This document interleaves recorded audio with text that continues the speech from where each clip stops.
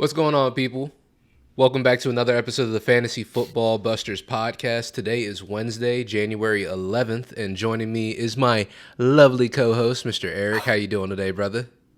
Lovely. That makes me feel great. No, I'm doing fantastic. I'm glad to be here this morning, doing one of our final episodes talking about the 2022 fantasy football season. I think we might do like kind of an award show type deal, little Mm-hmm. superlatives type show. I'm excited for that one as well. But yeah, we're wrapping up 2022 and making our way into the off season. Hell yeah. And just so we can tie a bow on it, this is our second part. So if you haven't watched the first part and you want to see the quarterbacks and running backs section, check that video out. That's up on our page. We posted that yesterday. But today we're going to be talking, well, we posted that Tuesday. But today we're going to be talking about what we got wrong in terms of the wide receivers and tight ends positions, which, yeah, we're going to have some fun this episode. Yeah. So just to kick things off, we're going to start with the wide receiver section, and we're going to start with what we got wrong because that's what's important. That's what we're going to learn from. And we're going to try to figure out what some key indicators were or even some things we overlooked going into the season that maybe changed our perspective on these players going into the season. So starting off that list, we got Mr. Mike Williams. He had a preseason rank of 9 that we had given him. His actual finish was 29, and the rating that we actually really look at here is points per game. That's what's going to give us our best metric, and even in points per game, Mike Williams finished at 22. So, Eric, what do you think is the breakdown for this one? What do you think we didn't account for here, besides injury, of course, because he did get hurt?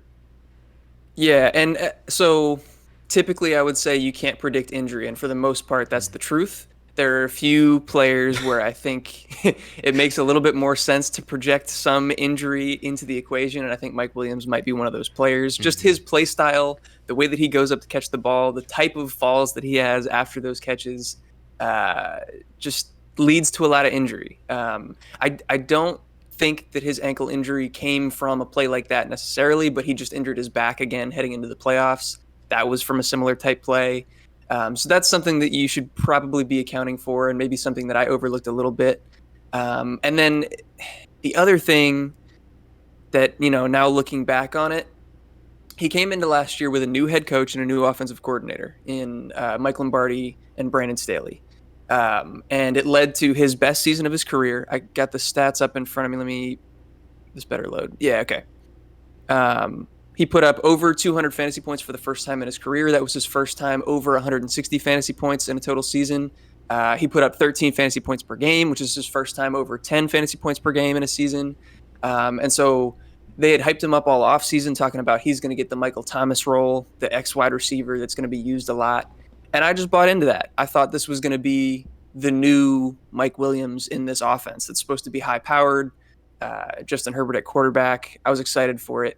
But maybe we should have trusted what we had seen in the previous 4 years of his career, because he did return back to basically exactly what he had been doing in the prior 4 seasons. Yeah, it was just, I think everybody in the fantasy community, including ourselves, we were looking for this to be a big sort of boom year for Mike Williams. Yeah. Even last year, he did finish pretty well based on, how the team was doing. But like you said, new situation. It's almost like there was a whole narrative, and it still is kind of a thing, but not as much anymore, where wide receivers going to new teams can affect them, in terms of their production, right? New situations, new Mm-hmm. teams.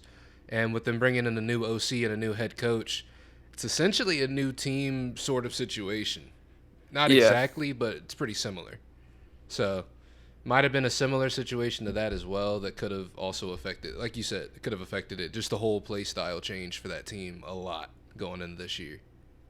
Yeah, and there's honestly, the more I look at it, the more there is that probably could have been predictive. He's really touchdown dependent. His two biggest seasons being in 2018 and last year, he put up 10 and 9 touchdowns. And then in the seasons where he's not been able to get to that point, and every other season he hasn't gotten above 5, he's been fairly disappointing. So when you got a guy that's boom bust like that, that's more of a deep field or down the field threat, not as involved in the intermediate game and stuff like that, which, again, prior to last season is all we had seen from Mike Williams. It's not going to lead to consistency. It's not necessarily something that you can trust. So we probably ranked him a little too high considering all that. Yeah, I definitely agree. And looking back, drafts would have been a lot different than they ended up being. Yeah, But of again, course. that's every year. Yep. Taking a look at the next person we had is Mr. Michael Pittman Jr. of the Indianapolis Colts. We have him a preseason rank of 10. His actual finish was 26, and his points per game was 29. This is somebody we had highly touted going into the year. We thought this was going to be the year that Michael Pittman is sort of like, he establishes himself as like that top 10 wide receiver in fantasy at least. But didn't work out that way. Yeah. Yeah, he was a lot of people's darling. I think he was kind of that mid-round receiver that a lot of people were trying to push up into the next range, including us. We believed in the talent. But I think the biggest thing, and it's going to be in the lessons learned that we talk about once we get through all these wide receivers, is that mediocre quarterbacks don't just get better because they went somewhere new. And I feel really dumb, especially for having any belief in Matt Ryan, because I've been a career hater of Matt Ryan, and I let myself get suckered into this. Going from Carson Wentz to Matt Ryan, I just thought that there was going to be more stability. I didn't think that Matt Ryan was like a huge quarterback upgrade, but for the type of receiver that Michael Pittman was in that short to intermediate area, I thought the accuracy, the ability to get the ball out on time and in the structure of the offense, I thought that was going to be huge for him. But yeah, Matt Ryan disappointed heavily. And then another thing, a lesson that we talked about in yesterday's video with the quarterback position, is that offensive line play matters so much for the way that an offense runs, whether it be the passing game, the wide receivers, the running backs, doesn't matter. I think a lot of people had just subscribed to the notion that the Colts offensive line was full of studs and they were going to be great. But if you looked at some of the analysts that really know what they're talking about when it comes to the trenches and offensive line play, they knew that this kind of downturn was coming. They projected that they were going to be a worse offensive line than they had been the last few years. I don't know that they projected they were going to be down near the bottom, which they were, but definitely a worsening group. And so if we had taken all that into account, I think we would have had a better ranking for Michael Pittman. Yeah, I definitely agree 100%. It's like you said, the offensive line play matters a lot. And then like you alluded to earlier, Michael Pittman, the whole reason why people were looking at him like he was going to be a lot better was because his metrics last year, the 2021 season, looked pretty good going into it. It was just the fact that Carson Wentz was not getting the ball to him. Yep. It was an accuracy issue, like you said. And we thought, Matt Ryan doesn't quite have the arm that he used to have or arguably ever really had. But, he was accurate at the very least. He was able to support wide receivers like Julio Jones or Calvin Ridley to wide receiver one finishes. Roddy White, even back in the day. He was known for feeding his number one wide receiver, which is part of why we bought in. Right. But it just turns out he's ass. So that was never going to happen, I guess. Yeah. Moving on to the next. Huh? What's that? I just said unfortunate. Yeah, very unfortunate. But, things might get better for Michael Pittman going forward if they're able to address some of the concerns. But I'm not super hopeful for this Colts team anytime soon right now. Yeah, this organization is a little bit of a shit show. I'm not going to put my trust in them quite yet. 100%. Moving on to someone else that was highly touted in the fantasy community. We thought this was going to be a breakout year for him as well. Mr. DJ Moore of the Carolina Panthers. He had a preseason rank of 11. His actual finish was 21, and his points per game finish was 35th. I'm going to let you talk about this one because you already know where my thoughts are kind of on this one. This is just a here we go again. Yeah. Shit. Here we go again. Why did we do this to ourselves for another year? I don't know why Baker Mayfield made me think that this was going to be DJ Moore's year. Sam Darnold didn't make it his year. Cam Newton didn't make it his year. Teddy Bridgewater didn't make it his year. PJ Walker didn't make it his year. Why is Baker Mayfield any different? We just talked about it. Mediocre quarterbacks don't get better just because they went somewhere new. It's a lesson that I learn every season, and for some reason, I keep forgetting it, and that's why we're bringing it up here for you guys. Don't forget, mediocre quarterbacks, they go somewhere new, they don't change, man. They don't change. And so that's the biggest takeaway from DJ Moore here. He's clearly talented. I don't think there's any debate about that. I think if he had a good quarterback, a better situation, he would thrive. But he hasn't gotten it his entire career, and I don't know what about Baker Mayfield made me think that this was going to be an improvement. Yeah, I agree. And it's just DJ Moore is really one more bad season away from me just giving up on him at this point. From me just saying, Yeah, yeah, it might just be DJ Moore at this point. I can't even keep blaming everyone around him anymore. So it's fair. It's fair. I just, As much as I really do believe in him as a player, it's at some point, enough is enough. You got to look back at him. but that's the thing though. That Like, was pause. pause. But yeah, but but we've been watching DJ Moore literally since college because he went to UMD. We watched him. There was a point where I was going to every single UMD football game, and I got to watch him Yeah, every single week, and it was just the talent is there. I just don't of know course it is. where the disconnect is here, except for the fact that he has really bad quarterbacks. The teams have been really bad that he's been on, and we hope that that'll improve, but we really just don't know if it will at this point. Yep. That's it. That's all you can say. Yeah. So we're gonna take that. And we're gonna move to the next receiver we got on the list, Mr. Cortland Sutton of the Denver Broncos. That whole shit show of a team. He had a Bro, sorry to interrupt, but legit, these rankings 9, 10, 11, 12, these are all of our mid-round receivers. All of these round 3, 4 guys. It was a rough stretch this year, y'all. I'm so sorry. dog, We're learning. We're getting better. dog. It was crazy, but yeah, preseason rank of 12 for Cortland Sutton. Actual finish of 41 and a points per game finish of 43. There's a lot to unpack here with this Cortland Sutton one. Yeah. Yeah, I don't even know where to start, to be honest, because there's stuff that couldn't have been predicted, in my opinion. Yeah. And then there's stuff that maybe we should have seen coming. He went from what? Teddy Bridgewater and Drew Lock was his combo of quarterbacks Mm-hmm. the prior season. Mm-hmm. Um, Obviously they're crap. Like, and Russell Wilson comes to town, and we're like, all right, we have a Hall of Fame quarterback here to throw to Cortland Sutton. Like, that should mean a lot. That should be really important. That should mean the offense is going to be lifted. Cortland Sutton's numbers are going to go up solely based on that.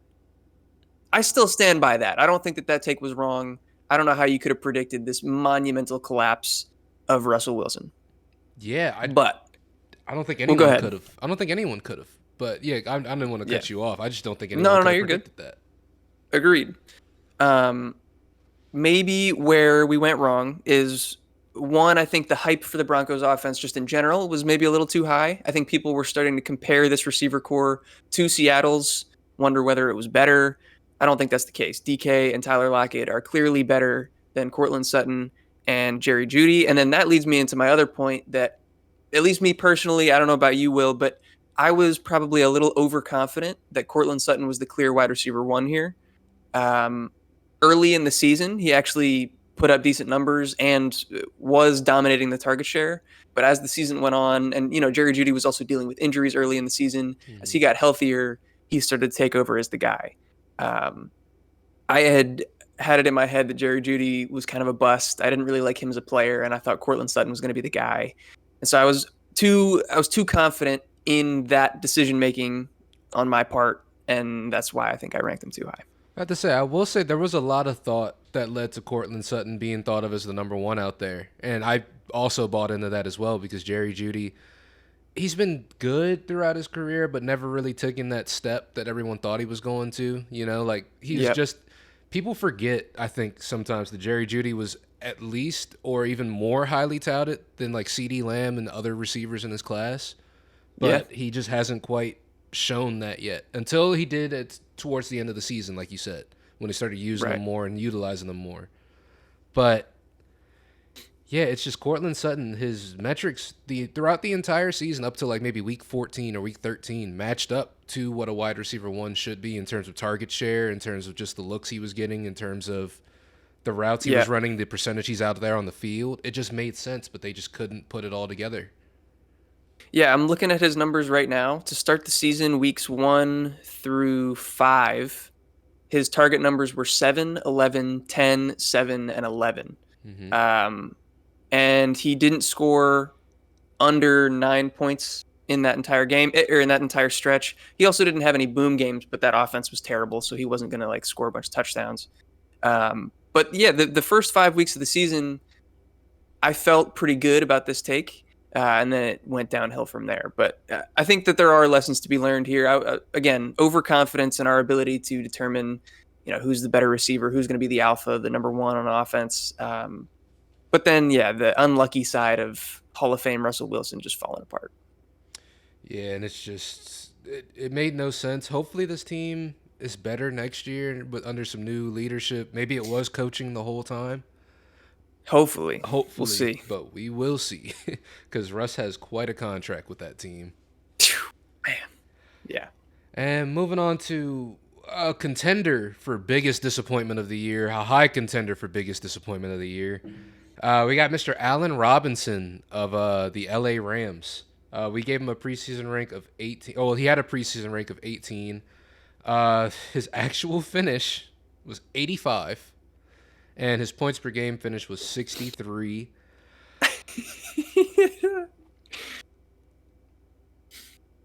So this one hurt a lot. Yep. Yep. This one hurt a lot. I've had quite a Yeah. few rants throughout the season about this one. But we're gonna try to stick to the facts as much as we can here. I'm gonna let Eric take it away, and then I'll get into my usual conjecture afterwards. Yeah. This one was tough. There's a lot of things in play here. One, that the Rams went from literal Super Bowl champions to the worst team in the league in the span of an offseason. I think that we could have projected a little bit of a fall off, but not nearly to this degree. This offense went from one of the highest scoring in the league, one of the ones scoring the most touchdowns in the league, to the opposite. And that kind of fit the narrative. Like, we thought Allen Robinson was going to be the big body red zone threat that this team really hadn't had. Obviously, Cooper Kupp is a dog anywhere he is on the field. He's great in the red zone, great everywhere. But as a wide receiver too, we had seen guys like Robert Woods, Odell. Van Jefferson. These guys are all good in their own right, but they're not the type of receiver that Allen Robinson is. Not the guy that demands the red zone looks that we thought he was going to demand. So that's kind of our thought process on why we thought he was going to be that good. But yeah, then the downturn of the team and the offense, probably just us overlooking the possibility that he really was just washed. Like, there was a lot of talk about that from Chicago. I thought that was more of a motivation thing. I thought it was more of a coaching staff not seeing eye to eye with them. He just didn't want to play there, and so he was over it. And also some of the underlying metrics, like he was still winning versus man coverage versus zone coverage at a fairly high rate. It's just that he wasn't putting up the counting stats. He wasn't catching a lot of passes, getting a lot of targets and stuff like that. So I didn't think he was washed. But after this season, it's hard to say that he's not. Yeah, because it's tough to even say that he was beating any coverages this season. Really. Yeah. The Rams were a shit show this year. I think they relied a lot. They relied too much on Cooper Kupp going into this year after seeing how they could ride or use him last year. You know what I'm saying? Mm-hmm. And it's just, I don't know what the game plan for the Rams was going into this year, or how sustainable that even was, because it was literally just throw the ball to Cooper Kupp every single play. And I don't know if that was a lack of Allen Robinson getting open.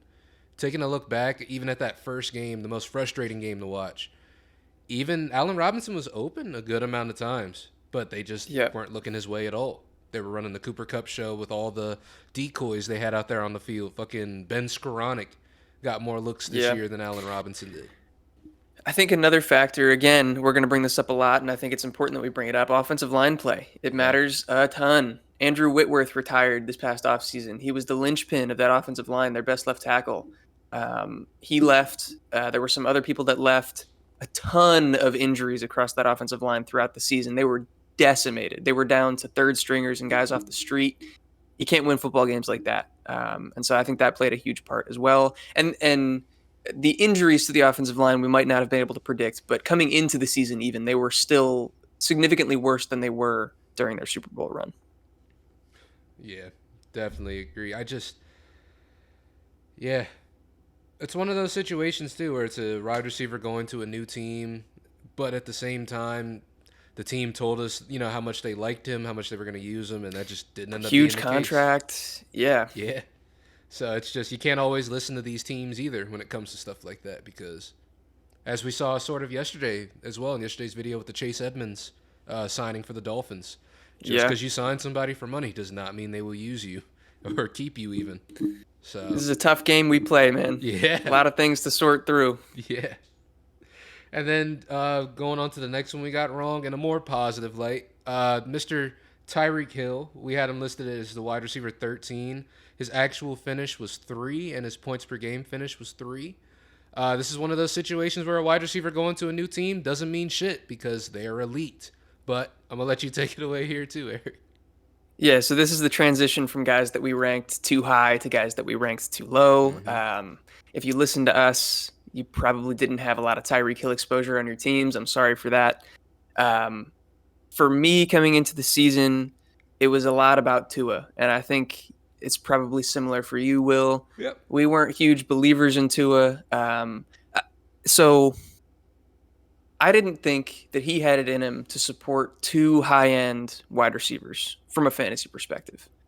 I believed in Mike McDaniel and the offensive system that he was going to bring in, and I think that if that was the case, I should have probably had more belief in Tua and his ability to support this offense because we've seen what that San Francisco, Shanahan style offense can do Mm-hmm. for guys that aren't that great, like a Jimmy G, even now a Brock Purdy. Like they can support an offense and support fantasy weapons. Um, so I think I should have taken that more into account instead of just my player evaluation of Tua. And also Tua just played better than I expected this season for sure. And then the last thing is just Tyreek Hill is that good. Like part of it was that we thought Jalen Waddle, being the guy that was established in this offense already, it was going to be hard to knock him out of that one spot. Tyreek is just that guy, man. He's just that guy. Yeah, Tyreek, he's a dog. He's not to be denied on the football field. He just gets it done. But like you Yeah. said with Tua, I did not believe in Tua whatsoever. I still not a huge believer in Tua. I just think that the system, like you said, that he's in works perfectly for him. At Yep. least in terms of him playing, not in terms of keeping him healthy. They got to work on that for sure. But it's just when Tua was out there on the field, he was sort of playing at, it's weird to say, but he was playing at a sort of historic rate in terms of accuracy, in terms of QPR, completions. He was getting it done out there, but Mike McDaniel was drawing it up for him, and he had two amazing weapons out there. So, like, it was one of those situations where we kind of had to buy into the talent and hope that the coaching and the system could get him there, and they did. Yep. So, yeah. Yeah. And it's going to be a somewhat similar conversation for the next guy on the list, too. Yeah, next guy on the list, as Eric alluded to, another wide receiver who switched teams and still found a great amount of success. Mr. A.J. Brown of the Philadelphia Eagles was traded last year during the draft for a first-round pick. It's we going into the season thought that the Eagles would be a lot more run heavy. They also had a lot of weapons they had to spread the ball around out to. So you still got A.J. Brown, you got Devonta Smith, who Devonta Smith I believe led the team in receptions still. Set the Eagles record for receptions in a season this year. Right. So he was still getting a ton of looks. You got Dallas Goddard out there, the whole running back carousel they had. So they had weapons out in Philly, along with Jalen Hurts just being who he is. That's a Yep. lot of mouths to feed. We didn't think that they would be anybody, especially on the receiving end, that would be able to have a good fantasy season, or at least an elite fantasy season like A.J. Brown did. And he was able to get it done regardless. Yeah, I'm a believer in Jalen Hurts, and I was this offseason, but I didn't think that we were going to see this type of jump from him as a passer and this amount of trust from the team in him as a passer. We knew that the offensive line was going to be good. We knew that they had tons of weapons. We knew that Jalen Hurts as a runner was going to be good. So I just didn't think that they were going to lean on the passing game as much. I didn't think that they were going to throw it obviously nearly as much as they did. And like you said, there's tons of mouths to feed. Dallas Goedert, Devonta Smith, and AJ Brown. Similar to what we were just talking about with Tua, I didn't think he was going to be able to support all of them. But I mean, he had a historic season. The Eagles were. We knew they were going to be good, but we didn't think that they were going to be the best in the NFL necessarily. And so, yeah, it was just the perfect smash spot for AJ Brown to be able to take off in an offense that ascended and went past all of our expectations. Yeah, just 100% agree. He went out there week after week. There were some down weeks every once in a while. He dealt with some injury throughout the season, but again, Yeah, not something we can predict. AJ Brown, he's kind of one of those dudes that's always kind of hurt a little bit too. I feel like every season he's always got a questionable tag every week, but he's a dealing tough with something. dude Yeah. and he goes out there and gets it done. So, Yep. and just to tie a bow on everything we got wrong, like Eric said, mediocre QBs, just because they went somewhere doesn't mean they're better. Just because they went somewhere new does not mean they're better. So the Matt Ryans, the Carson Wentzes, the Mitch Trubisky's, we thought that The they're Baker the Mayfields, Baker like we said. Mayfields. There are people we thought that would perform better just because they were in a new situation, and that is not the case. They've often Don't let it fool you. they often are who they are. It's not too often you get Yeah. a Drew Brees situation where someone leaves and gets better in a new situation. Yep.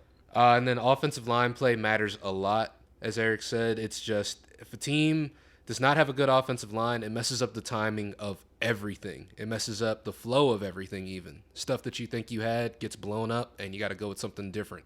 It can affect things at a level that like you wouldn't even think, especially for a wide receiver. You would think, oh, they don't have to worry about an offensive line. They're not blocking for them.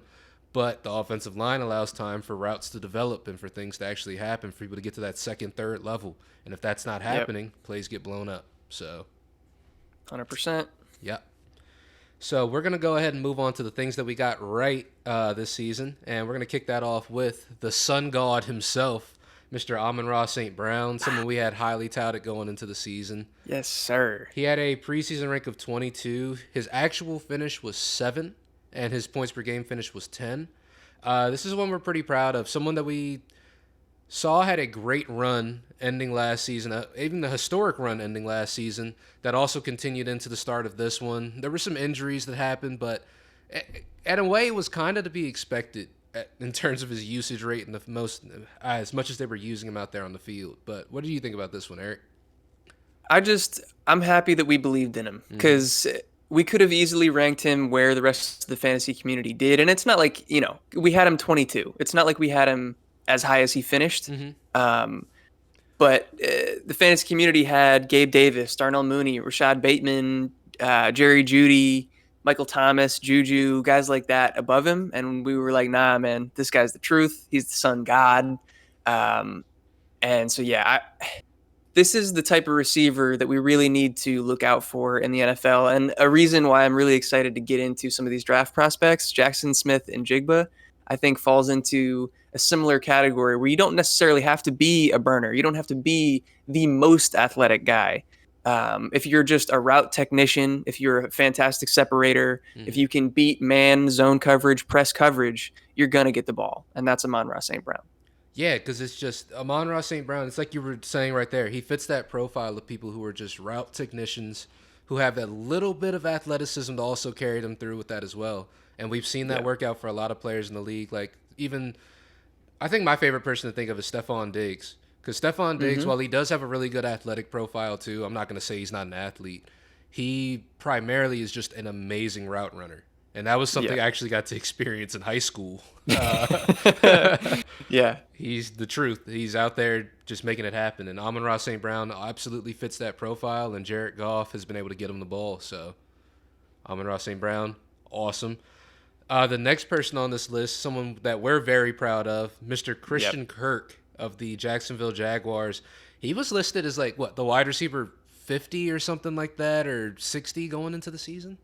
I don't think he was quite that low. Low. Maybe 45. Let me see. I'm trying to find him on this list. But while Eric's trying to find that, we had him ranked at 32. I personally thought that, going into the season, he was going to at least finish in the top 20 because just based on who he was as a player and the situation and the money, as we said earlier, money doesn't really matter. But that was something that I was looking at going into the season, and it ended up working out, I'd say, pretty well. But he had a preseason rank of 32. His actual finish was 11, and his points per game finish was 18. Yeah. So I did find him on here. On this list that I'm looking at, just from one source, he was ranked at 37. Another one that I looked at, he was right around that 40 range, like you were saying. Okay. And Yeah, I think you believed in him even more than I did. Our kind of consensus we came to was right around 32, but like you said, you had him closer to the 20s. Hmm. But both of us were pounding the table for him to be drafted in that kind of eighth, ninth, 10th round range, Hmm. that late round value, and that's exactly what he ended up being. Just really an impressive team building effort from the Jaguars this offseason. They brought in Christian Kirk, they brought in Zay Jones. And they ended up being their leading receivers. Evan Ingram, they brought in this offseason, all new Hmm. guys to the team. They all ended up leading the team in their respective positional groups. So just a really impressive performance from them, and especially from Christian Kirk. Yeah, Jaguars taking a huge step up and utilizing their weapons, and they're gonna have another one next year. So I'm excited to see Calvin Ridley, baby. what the gambler's gonna go out there and do.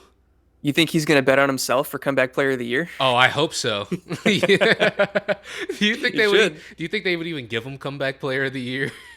No, not off of gambling. The NFL would not allow that shit. They should though. It's absolutely.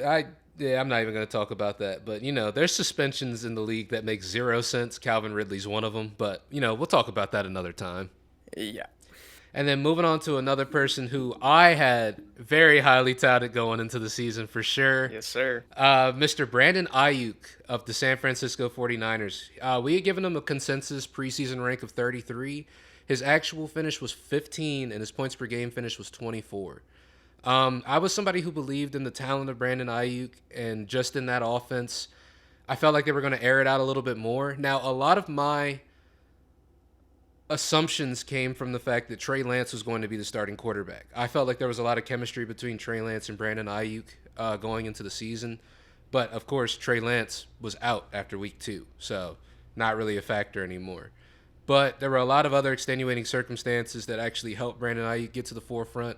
But even still, when receivers like Debo were on the field, you had Christian McCaffrey. I was about to say Christian McKirk. Christian McCaffrey. What a combo that would be. Yeah. Yeah, Christian McCaffrey in the backfield, still getting a lot of receptions as well. George Kittle out there on the field. But Brandon Ayuk at one point was still leading the team in targets and receptions. So the talent of Brandon Ayuk is there, and it's somebody that the team does believe in. Last year, he was sort of in the doghouse, I guess, for maybe some off-field or even some on-field practices. We don't know because we weren't there every day. But he was in some Yeah. sort of doghouse with the team last year. It again, we weren't there. I don't want to act like I know, but Yeah. from what I heard, it had a lot to do with effort in practice and blocking specifically as a Mm. wide receiver. And now you see all this stuff about him being one of the better blocking wide receivers in the NFL. He's out of the doghouse now, so Yeah. yeah. But no, a shout out to you, bro. Like for real, give it up for Will. He was the Brandon Ayuk guy. I'm the reason that this ranking is as low as 33. I brought it down quite a bit. You were a much higher believer in him. I actually, for the opposite reason, like I thought Trey Lance was going to hold him back. I did see the same reports that you were talking about with the chemistry in the offseason. But when Trey Lance went down, I thought it was a good thing for Ayuk. Hmm. And we'll never know because we don't get to see what Trey Lance would have had on a full season. But regardless, this one's all you. I'm glad that you ranked him high. We got him high enough that I think people probably got him as a value in drafts if they listened to us. So Hell yeah. Hell yeah. And then that's going to go ahead and wrap up our wide receiver section. Just the things we got right and wrong. And hopefully you guys can understand, the mentality that we went into with these, and you guys have learned some lessons with it because we sure have. And hopefully we yeah, conveyed that to you guys as well. And we're going to move on to the tight end position. The tight end position, we're going to do this one backwards, actually. We're going to start off with everything that we got right about the tight ends. Are you guys ready? Because we're about to get into it right now. Everything we got right about the tight end position. long list. Long list. Travis Kelsey. That's it. That's The only thing That'll we do got it. right. And the thing is, it's the only thing that anybody got right. at least we said Travis Kelsey was the clear-cut tight end one. There were some people that said Mark Andrews was tight end one, and I don't want to shit on anybody, whatever. Travis Kelsey was clearly the guy. He's been doing it. He won't stop doing it. Yeah, he might end up doing this till he's like 40 or 50 at this point because he hasn't Yeah. shown any signs of slowing down yet. It's gonna be in our lesson learned, but I don't mind saying it again because this stat is crazy. The gap between tight end one Travis Kelsey and tight end two Mark Andrews was bigger than the gap between Mark Andrews, the tight end two, and the tight end 19 this season. Did Did you guys hear me? The difference between tight end 1 and 2 was bigger than the gap between 2 and 19. What are you supposed to do with that at the tight end position? If you didn't have Travis Kelsey, it didn't matter. Yeah, it honestly, that's how this whole season has been. And like I said earlier, or I think I said in yesterday's video, Tuesday's video, if you had Travis Kelsey, you were probably in the championship this year because the Yep. positional advantage was insane. Massive. Absolutely Massive. insane. So, I guess so, just to, because Eric alluded to everything we got wrong, which is essentially everything else about the tight end position. Yeah. Everything Yeah. else. Our Like we could debate like the players and where we had them ranked. Ultimately, it really doesn't matter. The fact that we wanted you guys to draft any other tight end before like round 7 probably was bad. That was bad advice. And it wasn't like we were really that different from the rest of the fantasy community. I think we were in the same boat as a lot of people, but still, I'm sorry, and we'll try to learn from this tight end experience that we had this year. Yeah, and taking a look at our biggest misses at the tight end position, definitely Kyle Pitts and Darren Waller. Kyle Pitts being the most disappointing out of the two, being the more disappointing out of the two. Eric had kind of alluded to Darren Waller probably not being too good going into the season, but at least being in a scarier situation because his production rate since week 1 of 2020 had not been good whatsoever. Yeah. But we were just Yeah. hoping that, talent would win out in these situations. But it turns out coaching can also really, really hold back a tight end position a Yeah. lot to the point Yeah. where like Arthur Smith is antagonizing the fantasy football community, saying, "Oh, it'll come when it comes. Don't worry about it." And Kyle Pitts is out there blocking every single play. Kind of crazy to watch. Kind of crazy to see. Ridiculous. Yeah, Arthur Smith Ridiculous. still has a job as of right now. Um, I mean, to be entirely fair, they like weren't they probably bad. won more games than they were expected to, and that's ultimately your goal as the head coach. So good job, I guess. But fuck you, Kyle Pitts is a dog. Get him on the field. Yeah, so going into our lessons learned, because this is a pretty short section right here because we got a lot wrong. There's not a whole lot to take away because we're still trying to figure out exactly what happened here to make this happen or how we can avoid this going forward, unless it's just a mad dash for Travis Kelsey every year, but Which, it might be. at least in 2023, he's aging, but it's not. He's not over the cliff yet. So that's what it seems like.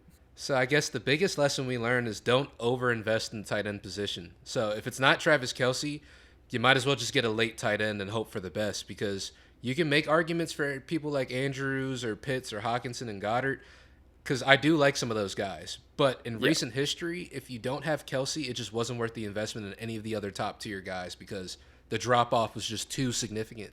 And you could have picked another position group and gotten more value out of that than you would have out of your tight end position. And it's just crazy because, like Eric said, the gap between tight end 1 and tight end 2, just so you guys can see that, was bigger than the gap between the tight end 2 and 19. yeah, yep. The okay, so I'm pulling it up. Let me make sure it's on half point PPR. Yeah, this is. Let me sort it by points per game because that's the most important. Travis Kelsey was the tight end 1 at 15 and a half points per game.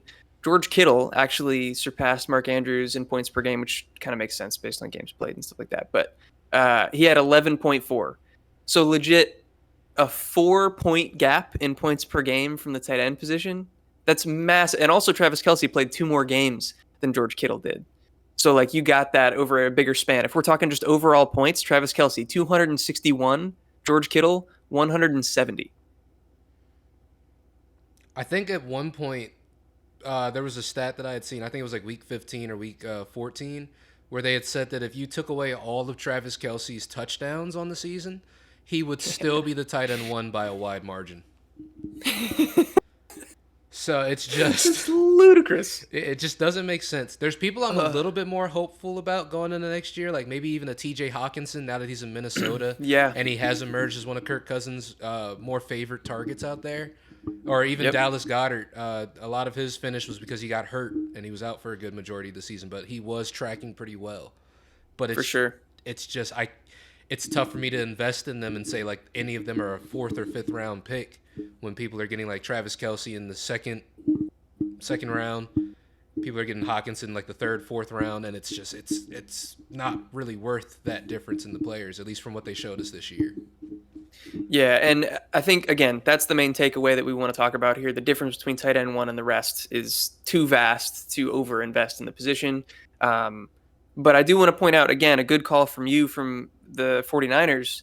You were a big fan of George Kittle. I think you had him for most of the offseason, if not all the way until the end. You had George Kittle as your tight end too, where I didn't agree with you. And again, it was more of a Trey Lance situation for me where I didn't believe that Trey Lance was going to be able to spread it out amongst all those weapons. And when he went down and Jimmy G came in, I was more encouraged about his situation. But George Kittle had a great year this year. Finished as the tight end 2 in points per game and the tight end 3 in overall fantasy points. So I just wanted to shout you out. That was a good call. I appreciate that. It's funny because it all happened in the midnight hour just about too. Because there was one point I saw a lot of tweets where people were like, yeah, George Kittle might be a league winner. And I'm like, that's crazy to say out of most people's fourth round pick that he might be a league winner. No, for real. Yeah. I mean, you could say the same thing about TJ Watkinson too. He after the trade is when all of his points came, and that's the guy that ended up being the tight end too. So when Taysom Hill was the tight end 5, bro, like no one knows what anything is anymore in fantasy football. Yeah. Like, where did Juwan Johnson end up finishing this year in the tight end position? Tight end 11 in overall points.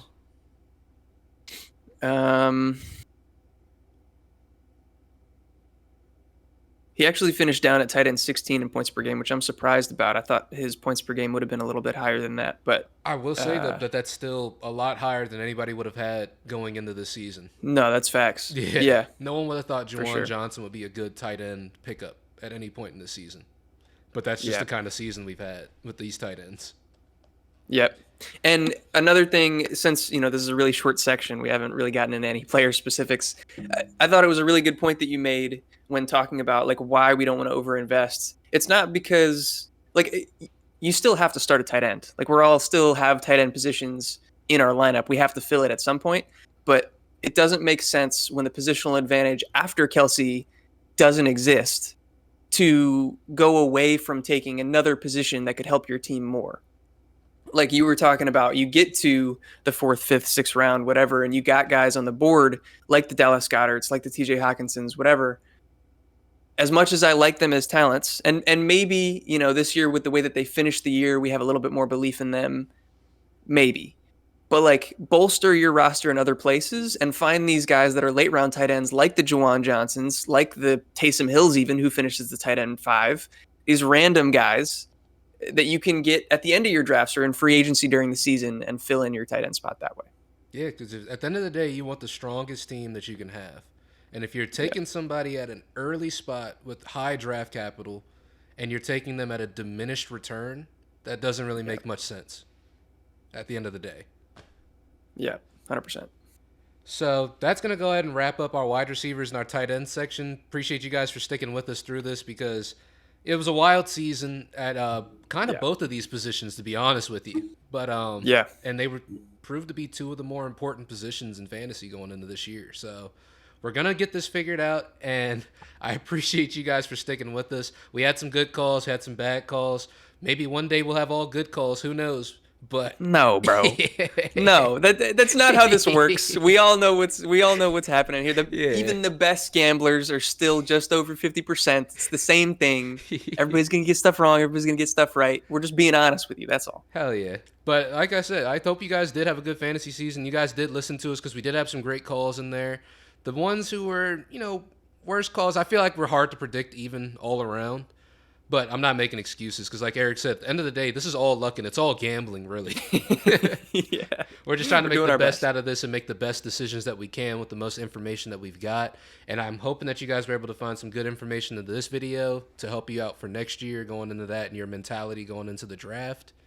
And yeah, If you guys made it this far into the video, that can only mean one thing. It means you fuck with the video. So hit that subscribe button, hit the notification bell so you know whenever we drop our new videos. Hit that like button, comment down below, anything fantasy or even just football related, maybe even some sports related stuff. Just drop anything down there. We'll respond. We like having For real. conversations and we like when you guys engage with the content, and we appreciate you for being here. Eric, you have anything else for the people before we go? Yeah, check us out on our other social media platforms. I know that we haven't been as active on TikTok in the past few weeks with the holidays and just with the season wrapping up, but we're going to get right back on that now that we're into the off season. We got plenty of dynasty talk, off season trades, free agency, prospect analysis, all sorts of stuff coming on TikTok and on this channel. So get ready for that. Check us out on Twitter as well. I guess we'll probably be a little bit less active than we were in season. We were giving you all the pre-game updates and stuff like that with weather and the latest on the injuries. But we're still going to be talking NFL news, college news over there on Twitter. So check us out over there. All of that is linked down in the description below. Yeah, I think that's all I got. Check us out in our videos coming up. We got a lot of cool things coming down the pipeline. If you stuck with us all the way till the end, we love you as always, and we'll catch you in the next one. Peace. Peace.